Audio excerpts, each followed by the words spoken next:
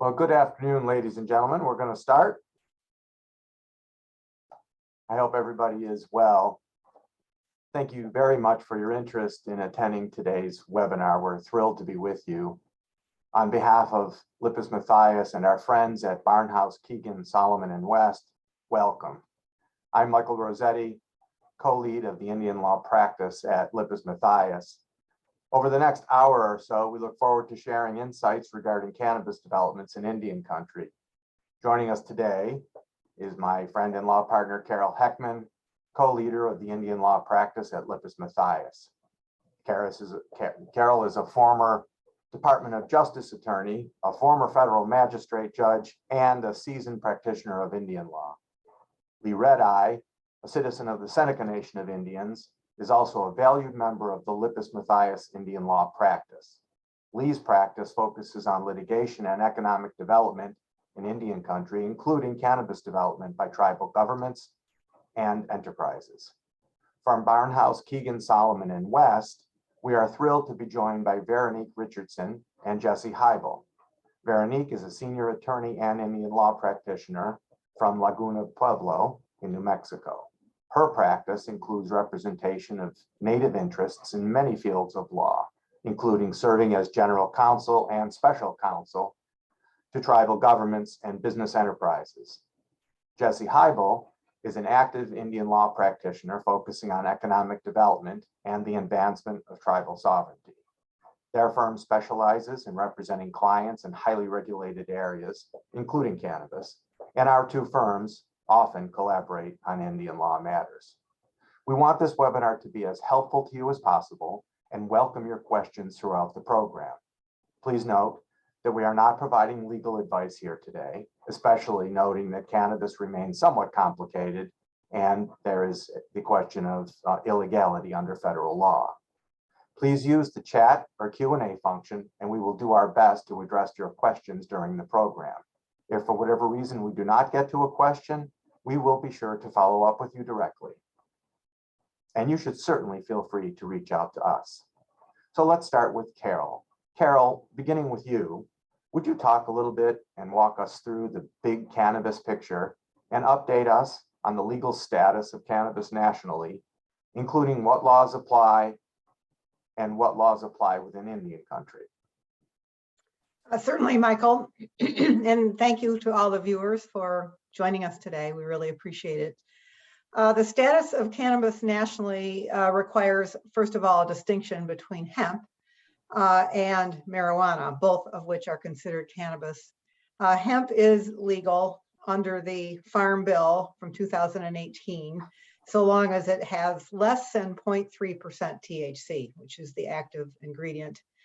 So that was legalized federally. However, marijuana, as you probably all know, remains to be a Schedule I controlled substance, illegal under the Controlled Substances Act.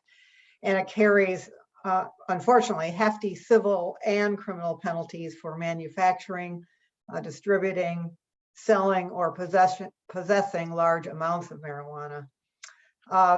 As far as what law applies in Indian country, federal law does, as you know, apply in India country. So what are the federal policies, if any, for enforcing this Controlled Substance Act with respect to marijuana? The answer is unclear. Currently, there is no written policy by the administration as to the enforcement priorities. We do have some guidance, though, from prior enforcement policies. In 2013, there was the Cole Memorandum, and that memorandum was then extended to Indian country in 2014. And essentially what those memoranda say is that prosecutors should not prosecute violations with respect to marijuana as long as the jurisdiction, the state or Indian tribal area, has legalized cannabis and is taking control of the various risks that come along with cannabis legalization.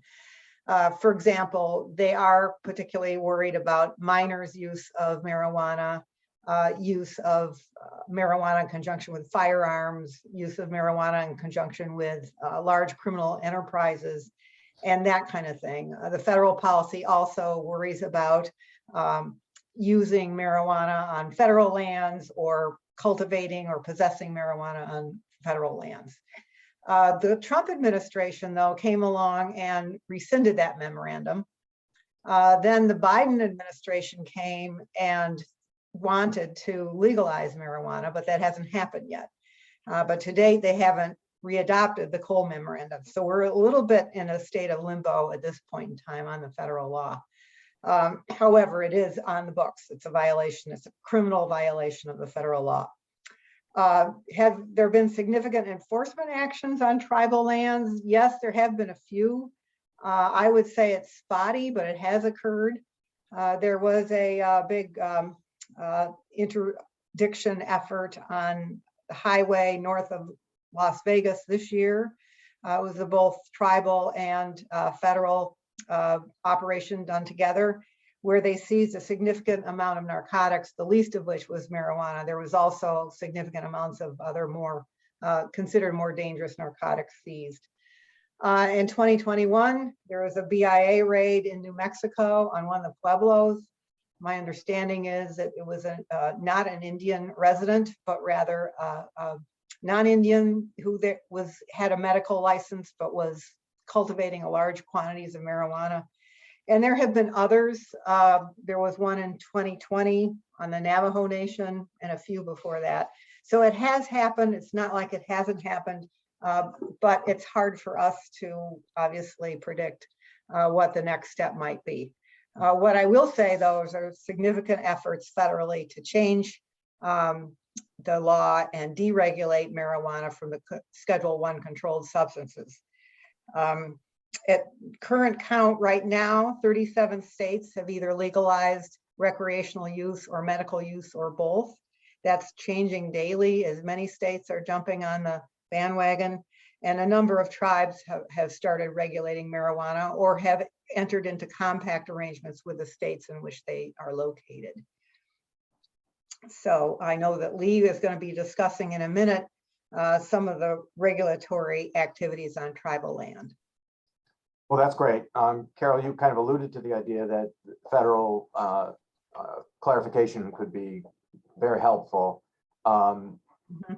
Could Congress help address some level of the uncertainty, and how actively is Congress considering federal legislation? And generally, how would it harmonize the regulatory hodgepodge that exists today? Well, there's a lot of questions in there. I'll do my best. There have been a number of bills that have been proposed. Some have passed the House. There's yet to be a bill that has passed both the House and the Senate. One of the significant bills is the Safe Banking Act, which would open up commercial banking services to businesses that were in the marijuana space. That has passed the House now 6 times, including most recently on February 4th. However, the Senate has vowed to oppose it. There's significant opposition in the Senate. I don't know what's going to happen with it, but it's something to keep your eyes on. There's also been several other major pieces of legislation last year that were proposed. One was the Cannabis Administration and Opportunity Act, which would have eliminated the federal prohibition on cannabis. The other was the Marijuana Opportunity Reinvestment and Expungement Act, which would have decriminalized cannabis and also expunged certain cannabis crimes from people's records. Neither of those have progressed. However, stay tuned. It's an ongoing, active legislative effort, and at some point, it's likely to change, in my view. Oh, thank you for that, Carol. You know, in DC, it's funny, things are always as clear as mud, which is not very clear, but there appears to be a growing desire to pass something that helps here, and some level of bipartisanship. The challenge is to address the well-known concerns of at least one very vocal senator, but it's likely that if that ever is to occur, it would have to be a part of some compromise package that would appease the senator in question. Let's shift to Lee for a minute here. So Lee, considering the uncertainty that Carol has outlined, how are tribes approaching whether to create their own marijuana industries? Thank you, Michael, and thank you to everyone joining us today.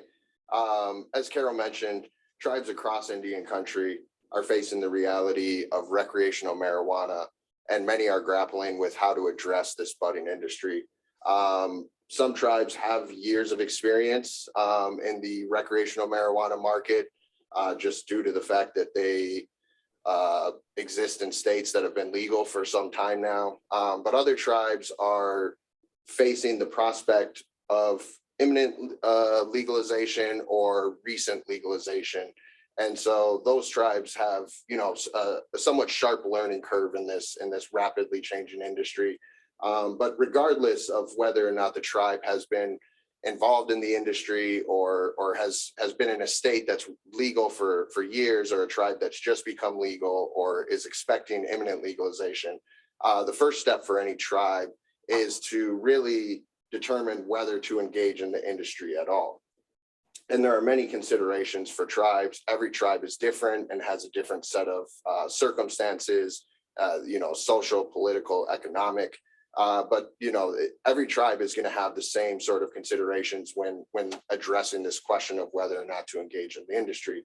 And those are, legal, cultural, economic, and public health and safety considerations. The way I look at it is every tribe has to answer three questions before starting down the road of engaging or not engaging in the cannabis industry. And those three questions are: can we, should we, and how? Can we addresses the legal, social, political questions. The should we is again a social political question, but it also gets into cultural and economic considerations as well.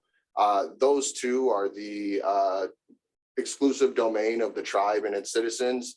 And but the third question, I think, is really where I've spent a lot of time looking into, and that's the how question. How does a tribe go about engaging in the recreational cannabis or recreational marijuana industry? And I think this is where the concept of regulation really enters the equation for the tribe. What sort of regulations do they want? Do they want elaborate regulations? Do they want more pared back regulations and give the industry flexibility? What is the culture or the social environment that the tribe exists in? How does that dictate what the regulations will look like? And so every tribe will have to answer those questions for themselves. My personal view is that the best codes protect the public health and safety while allowing the cannabis industry to thrive, the on-reservation recreational marijuana industry to thrive.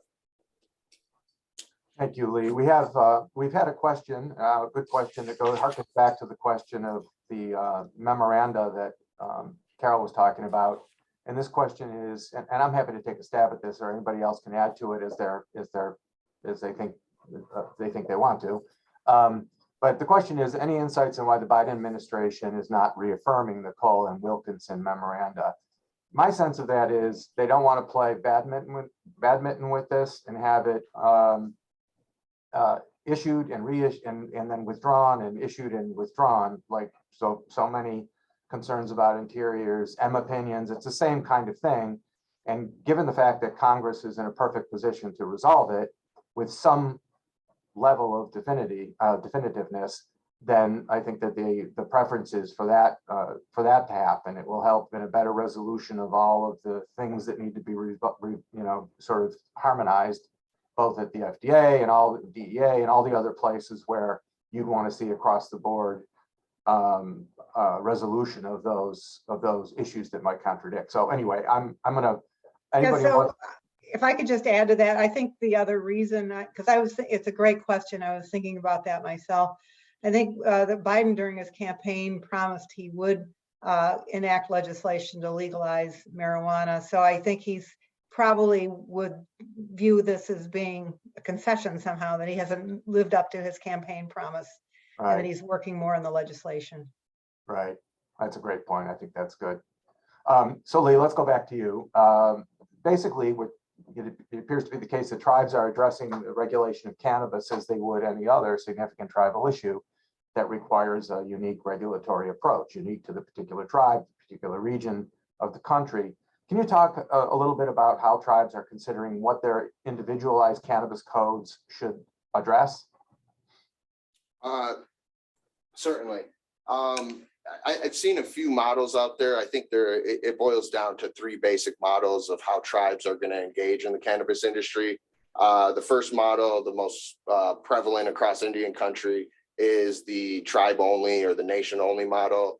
And under that model, the tribe or the nation essentially monopolizes the industry. So they're the only cultivator, manufacturer, processor, retailer, and then the proceeds from or the revenues from that business flow back into the community in some way, whatever way it's been structured, typically through the general fund. Then you have on the opposite spectrum, which is not as common, and actually I've only seen one tribe kind of take this approach, is the nation as regulator or tribe as regulator model. This is the way this, New York State recently went legal, and this is the model that New York State uses, where it doesn't actively participate in the industry, but it licenses and regulates the industry. And so that's also an option for tribes if they want to not necessarily be involved with the industry themselves, allow their members to develop the on-reservation economy. And the tribe still reaps the rewards because the better the industry, more licenses, there's potential for taxation of sales, and then regulatory fees, fines, etc. So the third model is kind of a hybrid model, and that's where the tribe or the nation would simultaneously act as regulator and competitor. So they would do all the same things under the nation as regulator model in terms of issue licenses, regulate the cultivation, retail, all aspects of the industry. But then the nation or the tribe would also participate in the industry as a competitor to those that it regulates. This has been proposed by a few tribes. I've seen some codes that kind of set up this kind of model. But I don't have enough information at this point to really kind of assess whether it seems to be working for the tribe or not. Not to say that it doesn't work. I don't know enough about the results to sort of speculate on that point. So why don't you pick up from there and talk about a little bit the substantive areas that tribal regulations would have to cover. Certainly. So like I said, I've reviewed a lot of tribal codes, recreational marijuana codes from across the country. I've worked on a few myself. And I think it starts with the code itself. How granular does the tribe want to get? You can write out every single possible regulation in the code itself, leaving no room for discretion or sort of interpretation by the agency charged with implementing the regulations and regulating the industry. This is a sort of, in my view, kind of inflexible approach, but some people want everything written down right out in front. And so there's nothing wrong with that, but the alternative would be to kind of put together the broad strokes of what your code is going to contain. There shall be regulations governing cultivation to be, prescribed by the regulatory agency. This, I think, in my opinion, is a much more elegant approach because it allows the regulatory body, which is working in the industry every day, it allows them to kind of craft regulation on the fly or see what's working, what's not working, and implement regulations or roll back regulations accordingly. And so I think that's where you want to start. Now, in terms of specific regulations, I think there are 4 primary areas, and I'm going to go back again to my sort of advocacy for making sure that public health and safety is protected in these recreational marijuana codes, because I think that's a often overlooked point, but it is important. The proliferation of recreational marijuana in Indian country is not a per se bad thing, but it really depends on how we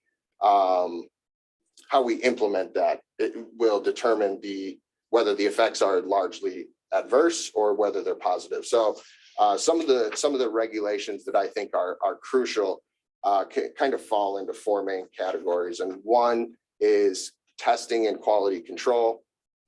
The second is advertising and packaging restrictions. The third is age requirements, going back to kind of what Carol said earlier about trying to limit the diversion of marijuana to minors.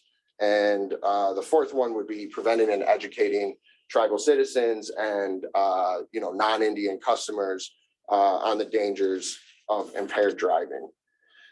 So more specifically, kind of to put a finer point on some of that, because I know it's very broad and general, under testing and quality control, there's a few things the tribes can do.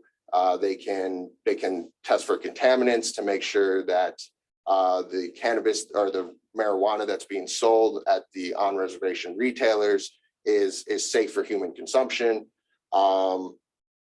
They can put advertising and packaging restrictions to avoid kind of advertising or marketing towards children. I've seen several codes that restrict the sort of imagery you can have on a package containing marijuana. Most of them prohibit sort of cartoon characters or any sort of advertisements that could be even perceived to be targeted towards the youth. And so things like that could be implemented through the code.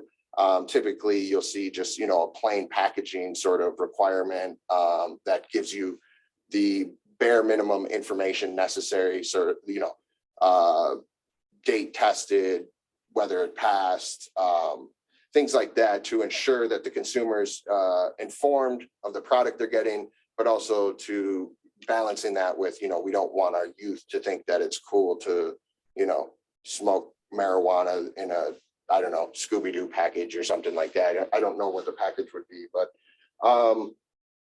and then the age requirement is really just kind of common sense, right? You have to be of a certain age to consume recreational marijuana, typically 21. So the tribes would be well served by kind of following that model, making sure that, our youth aren't getting a hold of these products. And the education about impaired driving, things like that, those can all be done through the tribe. But I think one thing that I've seen that directly addresses that issue of one provision is a provision in a recreational marijuana code that prohibits like drive-throughs. Now, how effective that might ultimately be at, curbing impaired driving, I'm not sure, but it is one approach that I've seen to try to address this issue and kind of head it off. So, there's great economic potential here for tribes across the country, but it needs to be carefully balanced. And I think a successful code is one that looks at it holistically and says what's best for our community and how can we make some money at the same time. Do you want to talk a little bit about the issue of whether tribes would consider at the same time the necessity of or the wisdom of entering into compacts? Yeah, so I think that's a very sort of tribe-specific consideration.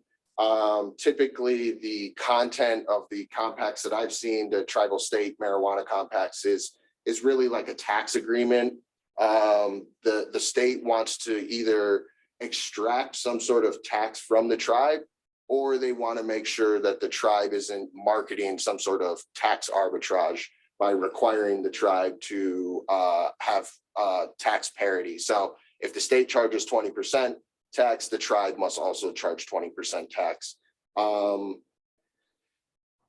I don't really want to say whether those are good or bad. I see the pros and cons of both. I think one of the major benefits is that a tribal state marijuana compact could open the off-reservation market up to tribes, which could be massive, especially if you're in a sort of a low population density area. The ability to sell your product from reservation into the state is immense. It's a huge advantage. And so for that single reason, I think many tribes would be inclined to look at it, see what the terms that the state is offering are, and then kind of make an internal assessment. But I don't want to get into recommending whether it's a good or bad thing, because I think it really depends on the tribe, their situation, and what the terms would be. Sure. And you always want to get advice of counsel when you're looking at something like that. So, but thank you, Lee. So Veronique, let's shift to you. Once a tribe decides to engage in the industry, what are the first steps after enacting laws and regulations that it needs to take? Absolutely. And good morning or good afternoon to our listeners, depending on where you may be. But one of the first decisions is what type of legal entity should be formed. So following up on the many considerations that Lee mentioned that go into whether a tribe or an individual enters into the industry, which legal formation you choose may depend on economic, cultural, political relationships, influences, also considerations of the market, your local government, your state and neighbors, and whether there are existing cannabis businesses already established in your area. So many considerations go into the type of legal entity to be formed. And which business structure you select may differ if you are a tribal government or entity, or if you are an individual tribal member or non-member interested in this industry. Most importantly, however, is we must acknowledge that the choice of legal entity implicates how you and your business will be taxed. And of course, key to note here is that the tribe and obviously the federal government here retain the ultimate authority to permit all of these activities related to cannabis on its lands. So while this isn't a business formation webinar, establishing an entity, I'll go through some of the nuances related to cannabis, but it will have its various pros and cons when it comes to figuring out which formation is right for you. And legal counsel should also be able to help you identify those advantages and disadvantages, as every tribe is situated differently. But some of these options include tribally chartered, state chartered, LLCs, S Corp, C Corp, sole proprietor, and partnerships. So, there's unlimited, available options depending on your situation. Additionally, a tribe or individuals may find it appropriate to establish multiple legal entities for different components of the industry and for purposes, obviously, of liability. So in other words, a tribe may consider establishing by ordinance a licensing or regulatory body, or a tribally chartered corporation for production. A state LLC could be established for retail, or any other combination that makes sense for you and your business needs. And most of us who work in Indian country and with tribal governments, we are familiar with federally chartered corporations. However, when it comes to cannabis, to the cannabis industry and federally chartered corporations, we just want to keep in consideration whether BIA involvement would preclude or create additional hurdles and obstacles in establishing your cannabis business, given the legality of cannabis at the federal level. So getting back then to taxes and choosing the right legal entity, just some of the basics and general federal tax laws that may impact your decisions in forming a cannabis business.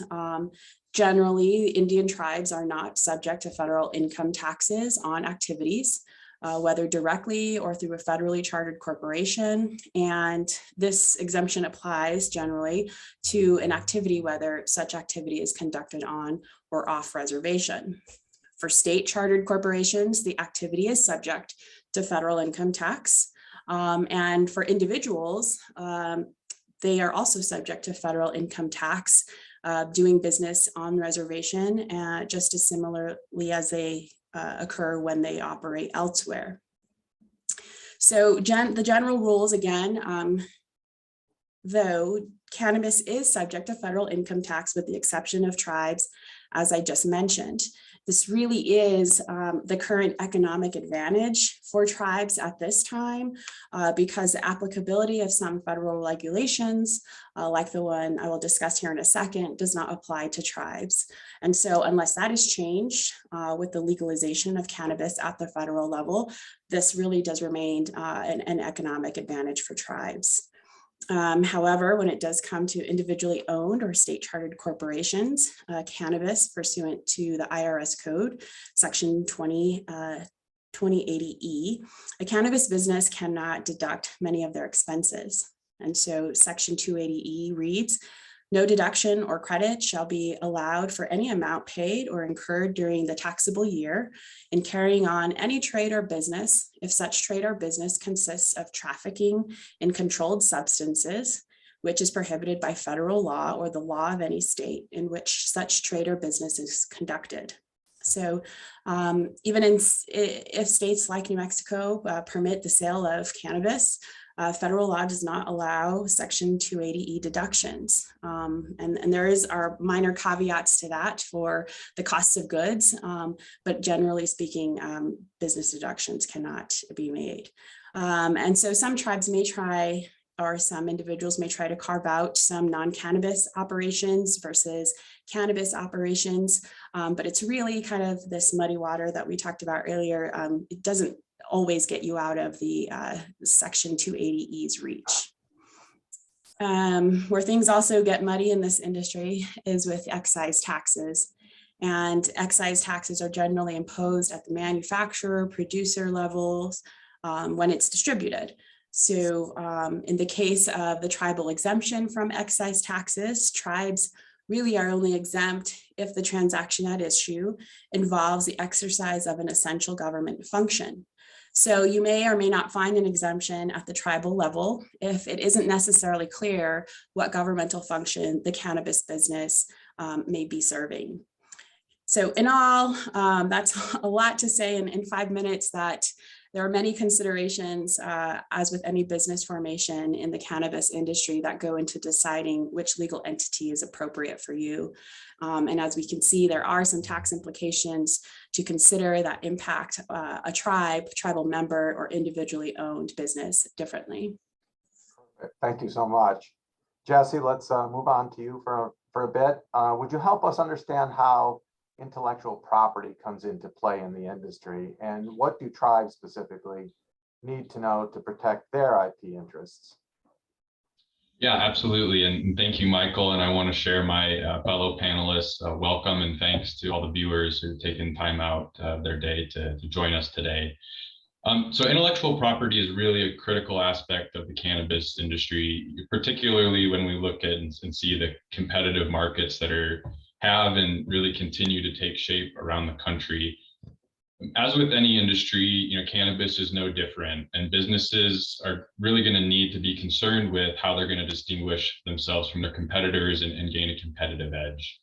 Whether that's a new product, manufacturing processes, or just general brand recognition, this is really what intellectual property is all about, protecting the intangible assets that distinguish you from your competitors.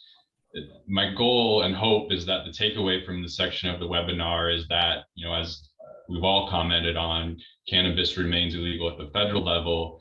It is still possible to both protect and utilize intellectual property to help a business succeed. So I think probably the primary intellectual property issue that tribes or tribal members entering the cannabis industry will want to consider is trademarks. And when we talk about trademarks, what this includes is really basically any identifying materials or branding associated with your products, from words, logos, even down to the colors. So the obstacle with protecting trademarks of cannabis or marijuana is that the federal agency that runs the show, the Patent and Trademark Office, routinely rejects cannabis and specifically marijuana trademarks under the use in commerce requirements, which is a provision in the applicable federal statute that requires the mark being applied for to be used in a lawful commercial transaction. Now, this isn't a complete bar because there are a number of ways that operators have gotten around this use in commerce requirements. One of the more successful ways that we've seen businesses be able to protect trademarks is to obtain protections for a brand that provides some type of related goods or services. One of example I think is really interesting is that after the Farm Bill legalized hemp production, which Carol touched on earlier, the PTO began approving hemp and CBD related trademarks. So under this approach, a tribe could develop and register a trademark for, say, a hemp topical balm. This would secure federal protections for that specific brand name or logo, with the idea that once marijuana specifically is legalized at the federal level, those protections could carry over to future similar products which do contain actual marijuana. I also want to note that there are protections for trademarks at the state and common law levels, but both of those present issues in regards to their geographical limits and where those protections would apply. Another type of intellectual property that plays a significant role in the marijuana industry is patents. And so unlike trademarks, the Patent and Trademark Office does issue marijuana-related patents. Patents, in this space can range from anything to cannabis formulas, extraction methods, recipes, and the like. Grow and harvest technologies is another big factor here, and there are even issued specific plant patents for crossbreeding and new marijuana plants that are coming out. So, on a practical level, these type of cannabis patents are really highly technical and often require significant amounts of not only time but investment and expertise to develop. And a key point here that I want to stress is that although you may be able to obtain patent protections at the federal level from the Patent and Trademark Office, whether federal courts are willing or even able to enforce these patents and what types of remedies are out there for patent holders are really large open questions of law that are still to this day, continuing to be developed at the federal level. Excellent. Thank you very much. Jesse, let's look at the other side of the coin for a second. I mean, those are all the limitations and challenges. Does intellectual property present opportunities for the tribe to sort of affirmatively take advantage of right away? Yeah, absolutely. And it's always good to follow up on obstacles with solutions. So thanks for that question, Michael. So as I touched on earlier, I think particularly in the marijuana and cannabis industries, establishing and maintaining a recognized and consistent brand, is crucial for any business. Again, because of the highly competitive nature of the markets, at the state level that we're seeing across the country. So securing a trademark protection, is really an essential first step for tribes and tribal members who are beginning marijuana operations to distinguish themselves, from other products and businesses on the market. I think there's also a real opportunity for tribes to capitalize on intellectual property through licensing. There are a range of reasons why non-tribal cannabis operators, would see potential value in partnering with tribes or tribal member operators on tribal lands. Whether that be related to tax issues, regulatory authority, or as a few of the panelists have mentioned, access to markets. Although the types of partnerships can really vary in terms of their scope and structure, we've really seen and had success with clients, utilizing those types of partnerships to access intellectual property that can bring value to a marijuana operation, both in the short and the long terms. So, ways that intellectual property can add value, include increasing the efficiency or capacity of a grow operation, particularly when scaled out, over a period of time. It also includes, being able to offer and provide customers, with, really high-end edible and topical products, like I had mentioned earlier, really use sophisticated and technological advanced processes and assets to do. So I guess to round back to your question, Michael, I want to be clear that there are, significant opportunities for tribes to utilize intellectual property to their advantage when looking both to begin and even to grow their cannabis and marijuana operations. Well, that's very helpful. Carol earlier was talking about the Safe Banking Act that it passed, 6 times in the House, et cetera. But let's stay on the same side of the coin. And if you wouldn't mind, talk more about what the challenges are for these businesses that are operating today, and how are they addressing them while we wait for Congress? Yeah, and I think, absent the federal legislation that Carol touched on, it's safe to say that really since the inception of the industry, cannabis has faced banking issues at every turn. I was actually in Colorado when they fully legalized cannabis in 2014, and you'd hear these stories, about lawyers trying to navigate these issues and advise clients on, what to do with these huge sums of cash and how to provide payroll services, close on real estate transactions. And I think for the large part, while a lot of those issues have slowly evolved and been addressed in kind of a piecemeal approach, both through developments at the individual state level and to a limited extent, which I'll talk about more at the federal level, access to banking is still a major issue that the industry faces. So in terms of access to banking, the last update from the Financial Crimes Enforcement Network, which is within the Department of Treasury and kind of the agency that oversees cannabis and marijuana related banking. As of September of last year, there are a little over 500 commercial banks and around 200 credit unions that provide cannabis and marijuana related banking services.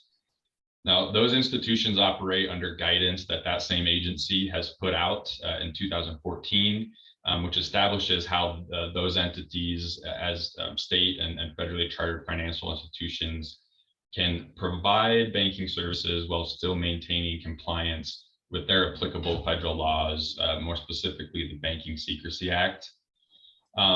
This guidance came out on the heels of the Cole and for Indian Country, the Wilkinson memorandums, which, as Carol discussed and pointed out earlier, set out the federal enforcement priorities for marijuana and cannabis. And I think, more important than how banks comply with that guidance is the consequences that their compliance with that guidance has on consumers, here tribes and tribal members. And I think those consequences in large part can be, summarized as both, increased banking fees as those financial institutions pass the cost of compliance onto the consumers, and then also extreme, really intensive due diligence requirements, as a process leading up to and before opening a bank account. So in addition to access to banking itself, access to financing is another major issue with the industry. A number of tribes that have or are looking to enter into the cannabis and marijuana industry have most likely considered or pursued self-financing operations. One of the more recent, and I think it's safe to say, head-turning developments in regards to self-financing of tribal marijuana operations is guidance that was issued last year by the National Indian Gaming Commission. That came out in October of last year. And through that guidance, the commission essentially took the position that tribes should not use net gaming revenue to fund cannabis-related businesses under the commission's interpretation of the Indian Gaming Act. Now, to be clear, although this presents significant considerations that should be had in the decision-making processes of tribes, the commission's guidance on this point, I think it would be safe to say can be viewed as an interpretation rather than black letter law. And if you are a tribe that's been considering or looking at financing cannabis businesses through gaming revenues, I would suggest contacting your legal counsel and discussing what options are out there in light of that guidance. So apart from self-financing, there's also, the option to pursue outside financing. And like the banking sphere, there are really a limited number of institutional lenders that are willing to provide financing for cannabis operations, particularly ones that are either new or smaller in scale. These institutions really just see added risk in an already risk-intensive industry at that point. We have seen a little bit more engagement on the outside financing in terms of private equity, but often when you bring in private equity to these types of deals, you run into complicated issues such as economic stake in the company, preferred return on investment. None of these are necessarily deal killers in and of themselves, but they do make these type of transactions a little bit more complicated. One last minute on the same side of the coin. What types of solutions are there for minimizing the costs and addressing the burdens of accessing banking today for for tribes that are trying to do business as we speak? Yeah, no, that's another great question. And I think, probably the first key to finding these solutions is to just be conscious of what institutions you approach in the first place. In working for some of our clients, we've seen, I think, a higher level of interest as at least an initial approaches go, and then more manageable due diligence, both with state chartered banks and particularly with credit unions. And this again is with the caveat that these institutions are oftentimes in states that have already legalized at the state level. You mentioned the Safe Banking Act a couple times, and I would point out that some states have passed their equivalent to a state bank, to a Safe Banking Act, which also helps tribes access banking. But as with I think the major issue with the federal Safe Banking Act, these state statutes typically only apply to state licensed operators and would not apply, or add value to tribally licensed operators. So that's another, key consideration there. Another tactic that we've seen, utilized successfully in accessing banking is, what I'll call preemptive due diligence. And I think this touches on what Lee had discussed earlier in the webinar, going back to tribes passing robust tribal law and regulations that address, not only some of the safety aspects that Lee touched on, but some of the security issues as well. This includes developing comprehensive operating procedures at the entity level, so separate from the government at the entity level, developing procedures for accounting, security, inventory, and then the implementation of safety measures like track and trace systems, are also known as seed to sale systems, and really tightening down and showing banks at the forefront that tribes or the tribal entity or tribal member entity is taking these serious considerations. Finally, a few of the presenters have touched on and myself included, have touched on third-party partnerships and how these can bring benefits to tribes. Previously talked about intellectual property, but I think access to banking is another one, another area where partnerships can bring value. Traditionally, cannabis operators have partnered with third-party entities that provide certain non-marijuana touching services like human resources, able to gain access to banking through those entities and their non-marijuana related issues. But more recently, we've seen that having consultants or managers who are either licensed at the state level or at least active in that industry, it can really help facilitate introductions with banking institutions that I guess are less risk averse in terms of pursuing marijuana, and really kind of bring legitimacy to some of those transactions. So, again, to summarize, I think access to banking and financing, continues to be a complicated issue that, everybody in the marijuana and cannabis industry faces. And without the comprehensive federal legislation that Carol touched on earlier, all cannabis operators, tribes and tribal members included, are really going to have to, look for creative types of solutions like these and others to make sure that their banking needs are met. Thank you very much. Lee, turning to the potential upside of tribal engagement, you alluded to the revenue potential. Could you talk a little bit about how tribes can earn revenue in this industry? Yeah, sure. So there's basically two ways tribes are going to make money off of recreational marijuana sales. It's either directly through the sale of marijuana to consumers or indirectly through the taxation, regulation, licensing, providing some form of ancillary services such as testing, transportation, things like that. It really depends on the kind of model, like going back to the three models I was talking about earlier. Under the nation only or tribe only model, the tribe would be making money directly. They're the only entity licensed to sell. So they would be making money off of, the cultivation and retail of cannabis or marijuana and marijuana products. The tribe as regulator model, that one is pretty self-explanatory. You'd get it from regulation, from fines, fees. You would also get some tax revenues off of that if your tribe is so inclined to apply a tax to the sale. And then I think under the hybrid model, the tribe is getting money on both ends. And so regardless of that sort of approach, I think, like I said, the tribe can also choose to do testing. If the tribe is licensing its members, then perhaps they have a requirement that all recreational marijuana be tested by the tribe and certified before sale to a consumer. And then going off what Jesse said about security and transportation and things like that, the tribe may want to, if it is allowing its members to, or licensing its members to engage in the industry, may want to think about providing that service for its members as well, at some sort of, for some fee or rate or whatever it might be.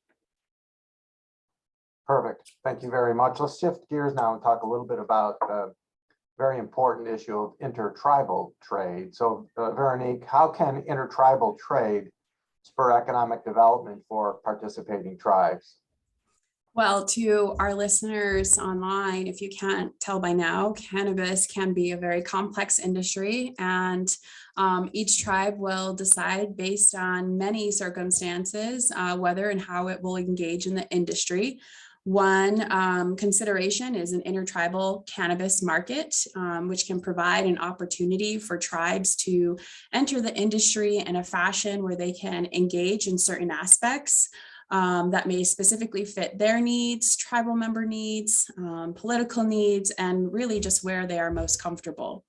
So when we talk about intertribal markets, this could include anything from joint ventures between tribal entities to pursue specific operations, such as a retail store, cultivation facility, direct commerce relationships where a tribe grows and cultivates cannabis and sells it directly to another tribe who engages in retail sales, or even a tribe to tribe resource sharing type of situation.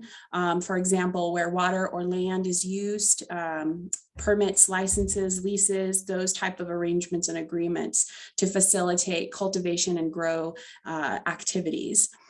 The obstacle confronting an intertribal market, including cannabis, is the assertion of state regulation and the control of products once they leave tribal lands.